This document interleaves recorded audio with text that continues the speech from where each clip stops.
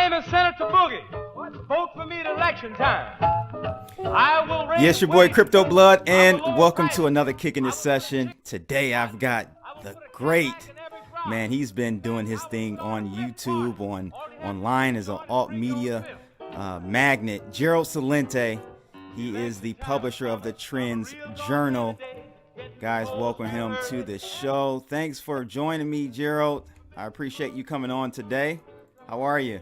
I'm doing well. Vote for me, Mr. Boogie, right? Yeah, Mr. Boogie's gonna put rhythm in the White House, and all the squares have got to go. That's him. That's what we're listening to today. Connie Jordan Quartet. Vote for Mr. Boogie. I like that one. That's who I'm voting for. Yeah. And you know what else Mr. Boogie's gonna do? What's that? He's gonna go to every city, make a speech in every town, kiss everybody's baby when their daddy's not around. So vote for Mr. Boogie. Well, how are you, man? And how I kind of want to first, because this is your first time on the show, kind of give the audience, most should know you that follow me. Most should know you, but kind of give us a little bit history about yourself, about the Trends Journal. How long have you been doing it? Over 30 years now? No, actually, we began the business in 1981. It's almost 40 years now. I was born in 85. Yeah. And Wow. the Trends Journal from 1991 Okay. went from a quarterly to a monthly, and now it's a weekly. And I began my career running political campaigns in Westchester County, one of the richest counties in America. Was the assistant to the Secretary of the New York State Senate, designed and instructed American politics and campaign technology at St. John's University, and was a chief government affairs specialist for a major segment of the chemical industry back in the 70s. And I was in DC and Chicago, living there in those days. So I know what the inside looks like. And so I got my training. I was also the assistant to the Secretary of the New York State Senate. So I got to be on the other side. So I know what that other side looks like. And that's what allows me to be a political atheist and see things the way they are and not the way I want them to be. Right. And the system I developed is called Globalnomic. So what happens is opportunity misses those who view the eyes to the world of their profession. So they don't see all the interconnecting things. So economists look basically at economics, but they don't look a lot at geopolitics, social change, environmental change, health change, on and on and on. So we have a globalnomic system, and that means making connections between different fields. And when you turn on the news, all you do is get what happened in a very propagandized way. Right. And you read the Trends Journal, you find out what happened, what it means, where it's going, and what you could do to prepare for it. So they're only looking at the past, we look at the future. Nice. Now, speaking of looking at the future, I'm starting to get into, like, I've just always had a knack for being able to forecast things. Like when I was in college, I didn't want to go to college, to be honest with you, because I saw, I always been a techie type of kid, was programming at a young age. But by the time I got to college, and I was going to college for software engineering, I'm like, man, I'm learning so much more on just going on Google. My professor is teaching me things from 10 years ago when I can go online and learn it, what's relevant right now. So I was very resistant to the whole idea of getting a college degree for what I was going to school for. I believed I could do that and learn it, and I was learning it on my own online. But I saw that this whole college thing was going to be a hot mess. This was back in 03. I'm like, this is going to be a hot mess. And now that's unfolding. I want to talk to you about AI and how that's disrupting and eliminating human capital as well. So the need for workers, that's going away. That's something I thought about many, many years ago. But I bring all that up to say, like, you're a forecaster, right? Is that what you would consider yourself? Yes, trend forecaster. A trend forecaster, right. So that's a whole, I don't know if people actually know this, but that's a whole industry. That's a real industry. Like, people, I think many times don't take forecasters seriously. but it's a skill that you have to hone, right? So how did you get into that whole space and into forecasting? And do you consider yourself a super forecaster? Oh, by their deeds you shall know them. And when I'm the author of, a number of books, Mm-hmm. Trends 2000, this book here. You talked about going online and learning. I wrote about interactive U. I called it Interactive University. This book was written in 1996. Wow. Yeah. Trends. This is another one. Trend tracking, far better than Megatrends, Time Magazine. So I've been at this a lot of years. The way I did it, this is my favorite book. It's called What Zizzy Gave Honey Boy, a true story about love, wisdom, and the soul of America. I saw you talking about that on your most recent video. So the way I learned it is by when I mentioned to you I was in D.C. and the Iranian war was breaking out, the overthrow of the Shah. And I knew about how the United States overthrew the democratically elected government of Mossadegh in 1953 because he nationalized the oil. And the UK and the United States were behind the overthrow. Matter of fact, it was Kermit Roosevelt, Theodore Roosevelt's grandson, that staged the coup in Iran. So when the revolution started happening in the late 70s, and having been in DC for a number of years, and Jimmy Carter came back from visiting the Shah New Year's Eve and coming back New Year's Day and saying that the Shah was the island of stability in the Middle East. And there's a saying we used to have in the Bronx, BS has its own sound. And I knew this thing was going down by the size of the riots. So I started investing in gold and oil futures. So while people were caught up in the hatred of what was going on without knowing the facts, I knew what the implications would be. So I realized that current events form future trends, and you look at them for the way you want them, you're not going to see them. But if you look at them for the way they're going to be and try to figure out where it's going, you could profit from it and you can avoid loss. So I started, again, gambling in the futures market, not knowing what I was doing. And I began buying gold and oil futures and made enough money to quit my job, and realizing that there was nothing, nobody teaches how to look ahead. So that's when I began the Trends Research Institute.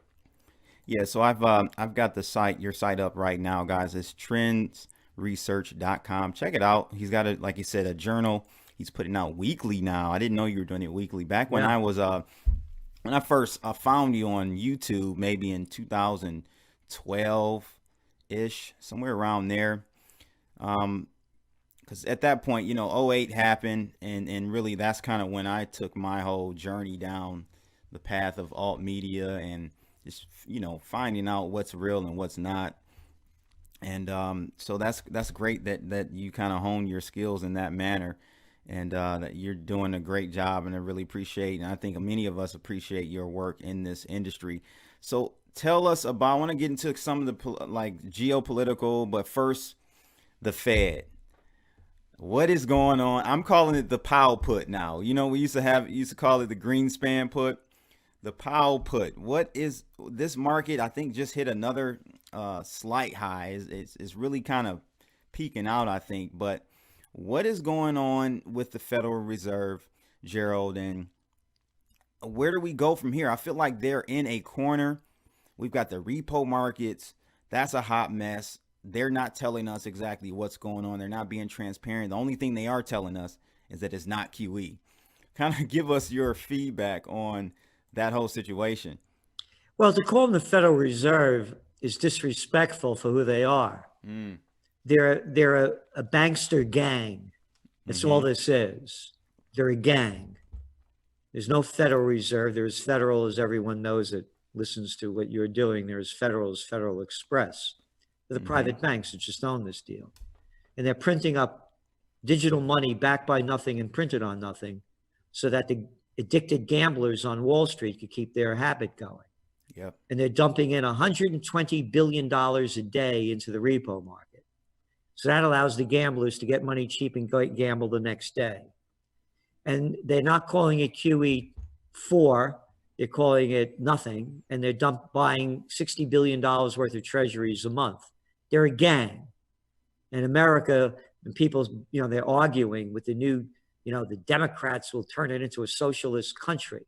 Well, it's not a capitalist country. It's a fascist country, the merger of state and corporate powers. I agree. In capitalism, there's no such thing as too big to fail. Mm-hmm. But in America, there is. The Federal Reserve dumped in over $29 trillion into the markets following the Panic of '08, according to the Levy Institute at Bard College. No, so this is one big scam. Mm-hmm. And all they're doing is they're shooting this money into the system to keep the drug addicts going, the money addicts. And it's a habit. They're addicts. It's funny though, because, I was talking to someone and we were kind of debating about China and comparing and contrasting their economic situation. Yes, they're a communist country, absolutely. But it's like, man, at least when they're printing money, it's going into infrastructure. They're building stuff. They're building empty cities, but at least they're doing that. With us, we're not. All that money is going to Wall Street. Like when will we wake up in America to kind of start a revolt against this? I don't think we'll wake up at all. America's a gutless country, and you see the people arguing. They love the Democrats or the repulsive kids, both murderers and thieves by their records. Mm-hmm. I mentioned too big to fail and all the other dirty trillions of dollars of dirty deals they do. And they take us to war based on lies and murder people all over the earth. So they're just disgusting people, and most people vote for them. Mm-hmm. So there's no third party movements. There's no independent movements in this country. And until that happens, nothing's going to change. It's only going to go down. It's designed that way, though, right, Gerald? No, it's not. It's not designed that way. It's to me, it's just gutless people losing their courage, and it begins in school. It's brainwashing right in kindergarten. And now you just heard this Kamala Harris that's running for president. Mm-hmm. She wants to extend the school hours another 3 hours. Could you imagine suffering in school for another 3 hours? I hate it every day of school. And then you look at they just had this thing in Chicago, and they had a teacher's strike. And I'm all against public servants striking. I'm paying your salary. Right. You got it? You don't want the job, don't take it. Mm-hmm. I'm paying your salary. I'm all in favor of private institutions, all of those corporations, businesses, strike your heart out. Don't strike on my dime. Right. Anyway, one of the big platforms they want bringing in are more nurses and more social service to deal with the traumatic conditions that children are going through. And now I got a moron that's running for president, like the other morons, not to be selective or say because she's a woman or because she's black. No, they're all scum to me. Yeah. White, black, green, yellow, any color you want. I agree. Race, creed, color, makes no difference. Gender, good and bad comes in all of them. She wants to extend the school day another 3 hours. You ready? So people could work longer. Wow. So now I wonder why you have all these traumatic things. Couldn't be because as soon as you have a baby and it's 6 weeks old, you shuffle the kid off to a stranger that's making minimum wage and no mommy is there. So maybe the kids are going through some traumatic. No, Celente, what's wrong with you? We gotta work. We gotta work. We gotta work. Screw the kids. The hell with the kids. We gotta work. All right? Yeah. Insane. Yeah. Insane. I didn't know about that one. Yeah, just read it 3 yesterday. hour. That's and insane. I would be dead. I would be dead if my mother, may her soul rest in peace, wasn't at home when I was a kid. Mm-hmm. I mean, one time I split my head open twice, rushing me to the hospital unconscious, on and on and on. You have a parent there, so the parent raises you, not perfect strangers. Well, they are perfect strangers. They passed the test. Maybe they didn't. And big deal that they did. They passed the test. They have the love and emotion of a parent. Of course they do. What's wrong with you, Celente? So the whole society's going down. Look what they're doing to these kids, putting them through all these drills, on and on and on, in case somebody comes in. So they have everybody in fear and terror. Mm. Yeah, it And to seems like show it's you the stupidity of the education system, these are the same morons. These are the same arrogant, stupid people that we pay all this dough to that had my generation hiding under desks in case the atom bomb went off. Like that's going to save your life. Oh, and don't look at the flash, they used to say when the bomb went off. That's the morons that are now doing the same kind of drills. The same ignorant lowlives that had fear and terror running through little kids' minds and hearts and souls, having us hiding under a desk like that was going to stop you if an atom bomb went off. That is the level of stupidity from the president down in a country near you. yeah. So I mean, with that being said, what are your thoughts about China? I have mixed feelings about them. I know there's a lot of bad stuff going on over there. You got a lot of harvesting of organs, the communist system over there. But How dare you condemn the communist system? We're doing business with them. that's okay what I was. to do business. That's with what I them. was gonna say. Like, Yeah, the commies when I grew up and was draft age, we got to stop them commies in Vietnam. Those dominoes are going to keep falling. And before you know it, they'll be falling on California. So they start a war to kill the commies. But it's okay for the Slimers to do business with them. Hey, we could use the cheap labor, bring back the product over here and make a lot of money.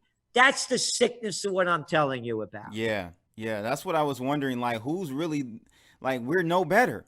If you really think about it, we're no better than them. You got it. And matter of fact, the United States has murdered a lot more people than they do, but give it time, they may catch up. Here, the 20th century was the American century. The 21st century is the Chinese century, as we say it. Why do you think they're rebelling in Hong Kong? Because they know what life will be under the Chinese. They can't stand the Chinese people when they started coming in like this. That's why they're burning and destroying every Chinese thing they can around them. And isn't China kind of trying to take over prematurely anyway? Don't they have a couple more years before this is supposed to be handed off, or what's going on? No, they have. No? They have. They have it now. It's 40 years since 1997. Okay. So what do you think is going to happen with that?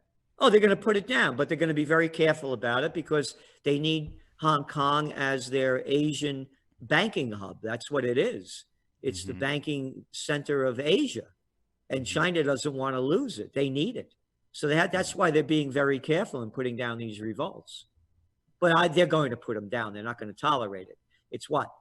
1.4 billion against 7.5 million?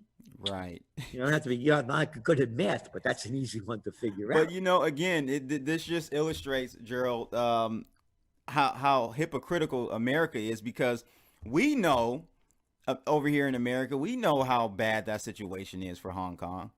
But you don't see us running over there with a blink of an eye like we do to Iraq, Iran, and any other country, right? We're not fighting the war with Hong Kong against China. There's nothing. They don't have oil. There's nothing to steal. That's what I'm saying. So you've got the NBA, backtracking on their comments about Hong Kong, and it's just so hypocritical, man. And I'm so sick of it. I don't know what to do. Well, that's why I launched Occupy Peace, because it's so hypocritical. America's the first nation of murder around the world. By their deeds you shall know them. You like the Iraq War based on lies? Or maybe you like the Afghan War based on BS. Maybe your favorite war was the Libyan War. I don't like that guy, Gaddafi. I want him out of there, says the Nobel Peace of Crap Prize winner Barack Obama. And after you get him out of there, send the murderers that we got over there and send them over there to get that guy Assad out of Syria. I don't like him. What makes Obama and these other murderers, the Clintons, the Bushes, and on, what makes them any different? I don't like those people in El Paso. I don't like those people in that bar in Dayton. I'm going to kill them. What makes them any different than an Obama or a Bush or a Clinton or the other murderers that support them? Yeah. Not at all. Let's talk about here, bringing it back to the States. GM, there's a strike going on. The UAW's last check actually is going out to the strikers this week. These are all just symptoms of what is your take on GM and this whole strike? Actually, the big three, I think, are really in trouble. I mean, look how they've reduced their fleet line up to just primarily trucks. I mean, why don't we see the deterioration of, some of the biggest companies in the United States that used to create wealth for us? What is your take on the UAW? Well, the UAW, I mean, we're going back to the beginning, talking about too big to fail. They Yeah. stole our money to bail out General Motors. Mm-hmm. Let's not forget that one. And so, no, they're because when people lose everything and have nothing left to lose, they lose it. And they're not living well. They're working hard and they want more money. And you're seeing, the top of the heap over there keeps getting all their dough. And it's very important to understand that there's a global slowdown going on and auto sales are slumping around the world. Yeah. You're looking at places like India, nothing to do with a trade war. Auto sales like a couple of months ago were down 41% in 1 month. Wow. Motorcycle sales, yeah. So it's a global slowdown of auto sales.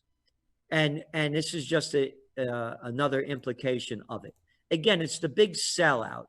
The sellout was with NAFTA under Clinton and with the World Trade Organization. People forget that there were big rally, Battle of Seattle back in the late 90s against the World Trade Association.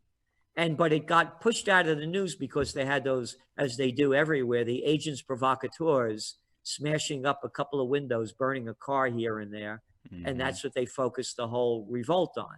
But there were hundreds of thousands of people taking to the streets. It's all forgotten now. They sold us out. They sold us out to the Nikes, the Apples, the Levi's, and everybody else that buys product from slave labor and brings it back here. Man, so, speaking of labor, is the trend in human capital lower? Do we need less and less humans? I mean, we can particularly just focus on the United States for now, but it seems like the trend is heading lower as far as we don't need as many people working because technology is eliminating many of these jobs. Is that the case in your from your vantage point? Absolutely. Again, one of my formulas, like why inflation is so low, and I'm talking about the fake inflation numbers, not the real inflation numbers, But the fake inflation numbers, when you look at product, they're low because of that, I call it the 5 O's. There's overcapacity. There's overproduction. They're making more than you need. Mm-hmm. And you don't need all the people to make it. Open borders. Now you could bring stuff from cheap labor countries, and so you're keeping the price down. Overpopulation. More people that you have that could ever have jobs. Mm-hmm. And the last one is online.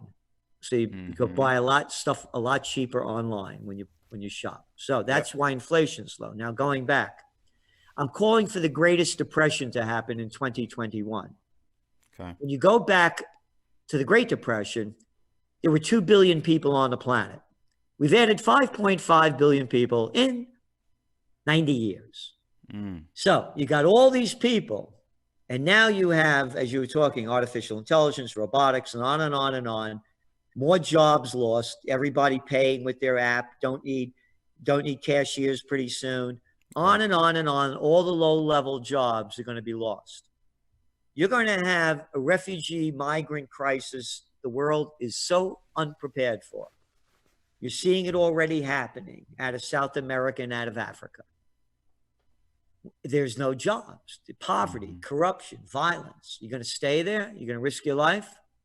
So now you're flooding into other countries. Now you're not going to have a job. You think you got a homeless problem now? Ain't seen anything yet. Right. I was in San Fran last year, and I came back and did a video. I was there for a blockchain crypto conference, and I came back and I had to do a video, kind of just a candid video about the situation in San Francisco. it is it should be like a national like state of emergency. It's so bad out there. Homeless people all over the place. They're pissing and shitting and all over the place. And you've got these tech workers. They're making 150 and up, and they're just walking right by them like they don't see them. They're invisible. So I have a solution for it. And that is, we have all this public land. And rather than spending all this money by putting homeless in shelters and other places, rather than building a shelter, put them out in the beautiful country into nature, and have them do farming and do other kinds of work so they can have some kind of self-respect, put them in a beautiful environment, give them decent housing. If you want to live out in your tent, you're in the country, you could do that as well. But guess what? There's no money to be made off that solution, though, Gerald. Well, that's that's my solution. And the only people that will stop it are the slimers that are benefiting from it, and moronic politicians. Right. Yeah, I agree. I totally agree. And so you that's I mentioned one of this, your. by the way, I mentioned this because this is going to be a huge issue. We're writing a lot about this. There's going to be homeless in a town near you, hot or cold. I don't care what big or small town. It's not going to make a difference. It's going to happen everywhere as this greatest depression hits and the global economy really starts to collapse. I agree. So tell us a little bit more about this 2021 prediction about the next Great Depression. I kind of cut you off on that. Well, because what's going to happen is that we were talking earlier about the mobster, the banksters. I mean, all they are giving they're giving monetary fixes to their drug dealers, their money drug dealers. They're giving the fixes to the Wall Street mob, and they need cheap money. So the game is going to run out at some time. Even you have the IMF talking about it. You have the World Trade Organization. Everyone knows that this game is going to run out at some point. That's why they're asking for more fiscal stimulus. In other words, countries should go deeper in debt, spend more stupid money so this thing doesn't collapse. But that's going to run out. And going back to China, China has a $40 trillion debt level. They have a debt to GDP ratio of 300. America's is under 100. So they're in deep trouble too. So everybody's going to do all they can, and China's trying to hold back on more stimulus, but their economy's slowing down. So they're trying to do it through fiscal stimulus and not monetary stimulus, but that's not working either. As you pointed out, they have their ghost cities. You're also starting to look at real estate prices declining, and the infrastructure is how much are they going to keep doing.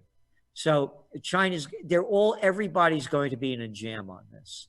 And so going back to cryptos and gold, people are looking for alternatives to the fiat currencies being printed on nothing, backed by nothing, and printed into the trillions. So I believe gold prices and crypto prices are going to remain strong. Yeah, I do too. I think gold is going to do well. I think cryptos will probably, it has and will continue to outperform gold and everything. But it's, cryptos, and I was talking to someone the other day about this. For the longest, I always viewed crypto as a hedge against traditional assets. But now I'm seeing like there's no negative correlation. It's some days you'll have Bitcoin go up with the stock market and Bitcoin go down with the stock market as well. So it's not a flight to safety yet. Bitcoin is, and I think gold still is and will be, but the volatility there with cryptos and stuff, I think if you can take advantage of it, you'll do pretty well. The thing is, though, you see, there are the people that don't want to buy gold, don't want to buy crypto, don't want to buy silver, and they're buying crypto. Yeah. And it's an easier buy. Yep. So that's why I'm saying I also see it as an alternative. Yeah. Particularly when your currencies are collapsing. If you live in Venezuela, maybe go to Argentina. Hey, how about Zimbabwe? Maybe that's your way. So what I'm saying is the people that aren't going to buy gold, aren't going to buy silver, they're going to buy crypto. Yeah, and that's probably like my generation, millennials probably are more into buying cryptos than maybe buying physical precious metals. But, yes. But I think both are very necessary. Yep. I think both are very necessary. So, you made the mention about like having a lot of the homeless people kind of go out into the country land. I think that's a great idea. What are your thoughts about UBI, Universal Basic Income? Is that a solution? No. Okay. Not to me. No. Okay. Okay, why not? Well, you think I work very hard to get what I have. Mm-hmm. Nobody, I want, income for people that really need it, that, have maybe physical or mental issues. I guess my question, Gerald, is not. I agree with you. I don't necessarily believe in the philosophy of it, but I guess my question is, will we attempt it in a, well, they'll attempt it, and if they attempt it, it'll come out to pennies. It won't go anywhere. Yeah. People to me should be understanding, regardless of who wins. Matter of fact, we were the first magazine, the Trends Journal, to forecast Trump a winner in May of 2016. I think Trump's going to win again, actually. That's so do we. Yeah. Because they're not going to win these issues that we're talking about in swing states. And that's what the elections are based on, swing states. Listen, I've never seen a political party as horrible as the Democrats I've seen since 2016. I mean, it's the worst thing I've ever seen in my young years. Well, again, the point that I really want to make, though, regardless of who gets elected. Oh, it's the same issue. Yeah. Yeah, all they are the leader of the gang. Mm-hmm. They're murderous thieves. Mm-hmm. By their deeds, they're murderous thieves. All you do is have another gang leader of the Bloods and the Crips. Yep, I agree. So who's your favorite gang leader?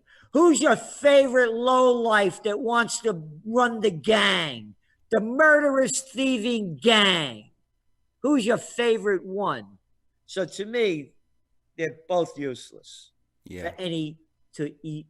When I say useless in the sense of bringing us up to higher levels. Right. But could they even if we got someone like an independent person to come in there, let's say we had a new Ron Paul or something like that. It's so bad, Gerald. Yeah. He couldn't, no one can. I think we just have to go through it. It's just a natural We need cycle. A new system. We need every country. Countries all over the world are throwing out established political parties and bringing in new ones, except the United States. Mm-hmm. Whether it's France, whether it's, Macron was a new party. Was. The AFD party in Germany, the Greece, Freedom Party in Austria, the Cinque Stelle, the Five-Star Movement in Italy. Yep. One after another. In America, the Democrats and the Republicans. So it's been a pleasure having you on. I definitely want to have you back on in the future. What are your last thoughts on what's going on in the world right now, and what are give us some solutions or some positive outcomes that you see from this, maybe even after the next depression. The only positive outcome I see in the system is direct democracy. What do you mean by that? Help us out. Well, Switzerland, one of the richest countries in the world, haven't been in a war since 1850s. A lot of wars around them. The people vote. You don't know who the president is. You don't know who the parliament is. The people vote on the major issues. You want to go to war? Let the people vote. You want those tax cuts? Let the people vote. You're in the crypto business. Mm-hmm. You may have heard this thing called blockchain technology. Maybe. Just maybe. Right? I call it blockchain democracy. Yeah. We should be able to be voting online. I don't want to hear the crap spewing out of some jerk's mouth that it could be hacked. It could be hacked. Oh, yeah. Like the shit systems that we have now aren't hacked. Were they still counting the midterm elections from 2018? This is the 21st century. To be going to polling places and waiting online. Grow up. It's on purpose, Gerald. It's on purpose. That's what I'm saying. I want blockchain democracy. How do we move? I agree with you. And really, How do you do it? You do it with the group that you're involved in. You do it with all of those people, and you start putting it together with other people. Yeah, And you Andreas keep building Antonopoulos. on it. It's up to the individual. We talk about all the riots going on around the world. No leaders. Who's the leader of the one in Hong Kong? Hey, how about the one in Catalonia? Who's that leader? Oh, no, maybe the one you mean in Chile. Who's the leader? Who's the one in Bolivia? Who's the one in Colombia? Who are the leaders? It's the people. It's the individuals. And that's the only thing that will change it. It does not take a majority to prevail, but rather an irate, tireless minority, keen on setting brush fires of freedom in the minds of men. Samuel Adams. It's up to the individual. There you have it. Gerald Celente, guys. I'm definitely going to have him on again. Make sure you guys comment below about this interview. He's brought up some excellent points. And I think we definitely need to look into the blockchain for voting. That was something that, Andreas Antonopoulos talked about as a key, technology that we could really grasp from blockchain. So I hope that's something that we end up doing. Gerald Celente, thanks again, guys. Make sure you visit his website too. Trends Journal. Trendsjournal.com. There's no magazine like it in the world. And if there is, let me know. Yeah, I've got a subscription here. I'm checking it out, the latest one now, so very good. Thank you. So guys, check it out. It's your boy Crypto Blood, and that's another Kickin' It Session. I'll see you guys later. Ha!